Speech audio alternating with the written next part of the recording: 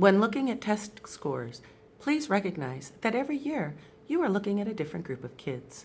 When kids come into my class in 9th grade at this level, I can bring them to this level. And the next year they come in at this level, I can bring them to this level. What you're asking me to do is the next year to bring them to this level, and the year after that to bring them to this level, and the year after that to bring them to this level. Otherwise, our public schools are failing because we can't do the impossible, bring them from here to here when, gosh, look how much they learned. They went from here to here. That's a lot. And you know what? You want to fix public schools? Start with how many kids are in the classroom. What our district used to have is 20 to 1. That's where we spent our money. Kindergarten, first, second, third grade. We had 20 kids to 1 teacher.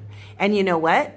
When they started that, 6 years later, we were getting 9th graders prepared for 9th grade. They had less discipline problems. They had more knowledge. Now, our district decided to cut costs once again, several years ago. They said, oh, it won't be that bad. Just put a few more kids in kindergarten, first, second, and third grade. They'll be fine. Those teachers are good. You know what? Those teachers are good. But when you have more kids, you hit something called critical mass. And guess what? Now, in 9th grade, we're getting kids who aren't prepared again. We're getting kids who are lower skilled. Oh my gosh, public schools are failing. Well, you know what? You want to fix public education? Give us fewer kids in each class. It costs a lot of money. No doubt. It costs a lot. But I'm telling you, when we had kindergarten, first, second, and third grade at 20 to 1, kids were coming into 9th grade better prepared.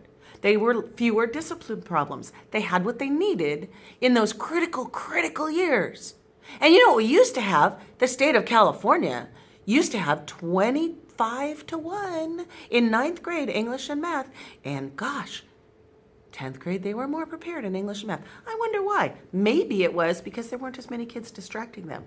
We actually got to the point where we said 20 to 1 in 9th grade English and math. Now only English and math, so the other classes were SOL. But it helped. It helped. And then, money problems happen. Yes, they do. And instead of putting the money into personnel where it belongs, they put money into teacher training. Well, let's train those teachers so that they can have more kids in their class, because that's going to cost us more money than spending the money to train them. You know what? The teachers are trained. You don't need to keep training teachers. Teachers are trained. They are well trained. Lower class size. It'll help.